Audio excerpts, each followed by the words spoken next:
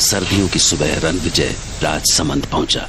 Rajsamand station पर पहुंचते ही उसे रंग बिरंगी पगड़ियों में सजे आदमी और सतरंगी लहंगा चोली पहने सुंदर औरतें दिखी।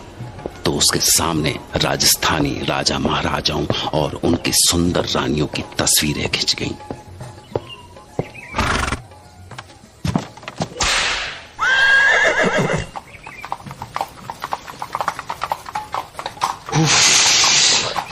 राजसमंद की सर्दी है, 10-12 डिग्री तो होगा। वाह, नदी के पानी से उठती भाप, सर्दियों की बात ही कुछ और है। यहाँ पर जरूर ही डैनी डिकोस्टा के महल के बारे में पता चल ही जाएगा। हिंदुस्तान में सबसे ज्यादा अंधविश्वास इसी इलाके में थे। खून पी जाने वाले प्रेत, रात को भेड़िया बन जाने वाले इंसान और न जाने क्या क्या। उसे लगा कि सफर मजेदार होने वाला है। पहाड़ियों के बीच में से होकर जाने वाले घुमावदार रास्तों ने उसका मन मोह लिया। जगह जगह दिखने वाले सुंदर किले के नजारे, खूबसूरत वादियां, झीलें और झरनों से टकराकर बहने वाली हवाओं ने उसे जैसे किसी और ही लोक में पहुंचा दिया। वाह, लगता है किसी परियों के देश में आ गया हूं। इतनी सुंदर जगह के बारे में जाने किन बेवकूफों ने ये अंधविश्वास फैलाए होंगे। रानी की सराय, हाँ ये है। डैनी ने अपनी चिट्ठी में इसी होटल में ठहरने के लिए कहा था। हाँ, वो एक पुरानी इमारत थी, जैसे पुराने वक्त में रजवाड़ों के कोतवाल या मंत्रियों की कोठियां हुआ करती थी। उसके तांगे से उतरते ही एक बूढ़ी औरत निकलकर सामने आई। कम्मा गणेशा। हाय, मैं रणविजय। आ गए तुम? आओ आओ। कैसा लगा हमारा राजसमंद? मैं थारा इंतजार कर रही थी। आओ सा, आओ। थारा कमरा दिखा दूं? अंदर नहाने का गर्म पानी, तौलिया, सब कुछ है। और भी कुछ चाहिए हो तो बोल देना सा। हाँ, थारे वास्ते ये चिट्ठी मिली थी मारे को। बुढ़िया ने रणविजय को एक लिफाफा थमाया। रणविजय ने कमरे में पहुंचकर खुद को बिस्तर पर फेंक दिया और फिर वो चिट्ठी खोली। क्लाइंट ने क्या लिखा है? थकान से जान निकल गई। 4 दिसंबर। देखो, राजसमंद में तुम्हारा स्वागत है दोस्त। मैं बेसब्री से तुम्हारा इंतजार कर रहा हूं। कल 3 बजे तुम्हारी रत्नागढ़ की यात्रा शुरू होगी। रानी की सराय से निकलकर काली घाटी पहुंचना। वहां मेरी शाही बग्घी तुम्हारा इंतजार कर रही होगी। मुझे यकीन है कि तुम्हें ये सफर बहुत अच्छा लगेगा। तुम्हारे इंतजार में तुम्हारा दोस्त डैनी डिकोस्टा।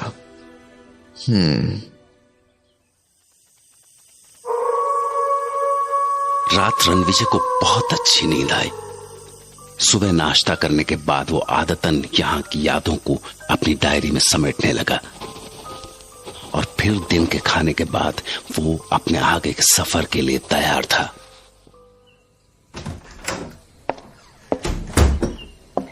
हाँ आंटी जी, तो कितना पैसा हुआ आपका?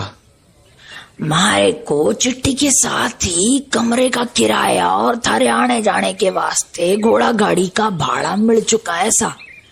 घोड़ा गाड़ी वाला बस आता ही होगा। पर जे बताओ कि आपने जाना कट्टे को है? मैं रत्नागढ़ जा रहा हूँ।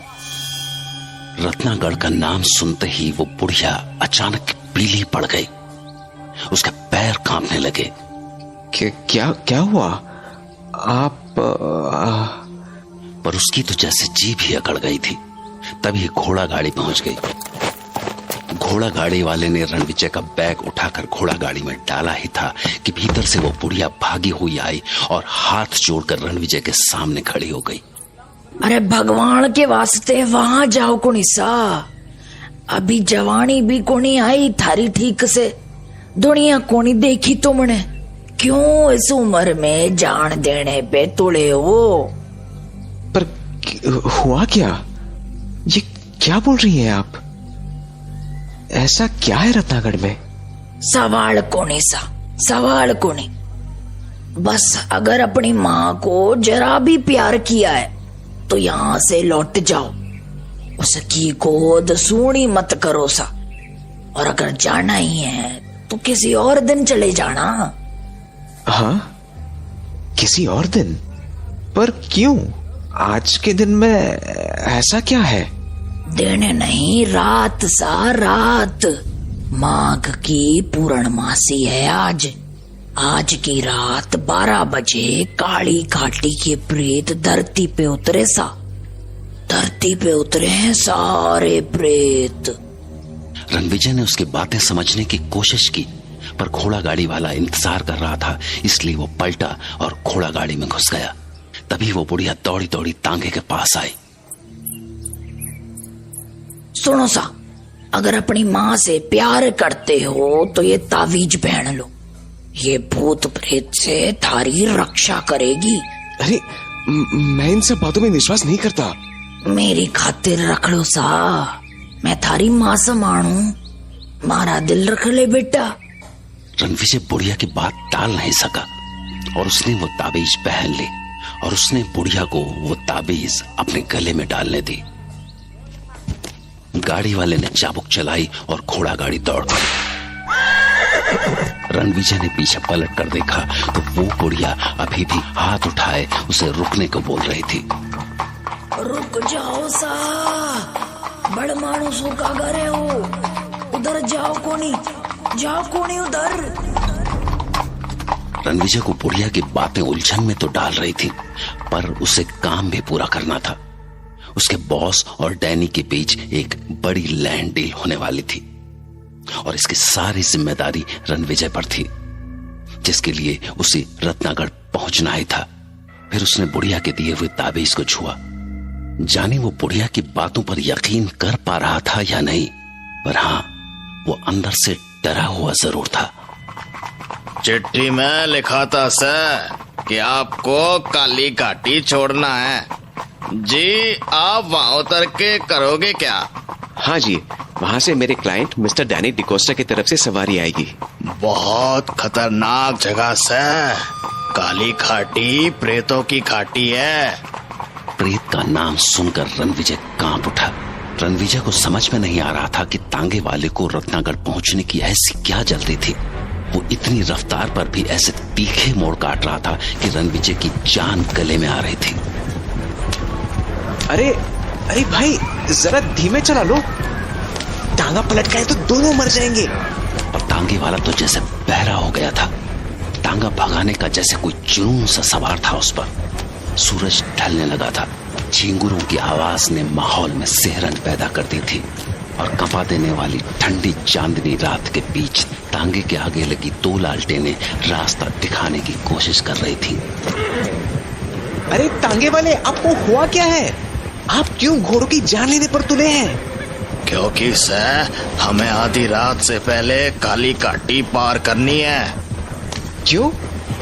आधी रात के बाद ऐसी क्या आफत आने वाली है काली घाटी में? मौत का डेरा है काली घाटी। आज के पूरे चांद में जो आधी रात को वहां रुक गया, कभी वापस को नहीं लौटा। तो कब तक आएगी काली घाटी? हाँ, चल चल चल मेरे बच्चे, चल चल। देखा, घोड़ा थम गया, मतलब काली घाटी अब दूर नहीं है। बस कुत्ते यहीं तक रहे। हाँ, क्यों?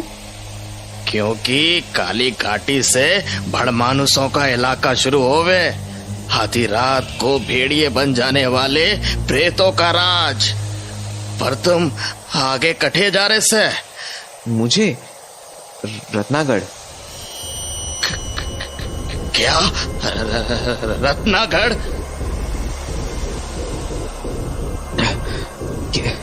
क्या हुआ आपको? ऐसा क्या है रत्नागढ़ में? पर उसकी बात का कोई जवाब नहीं आया।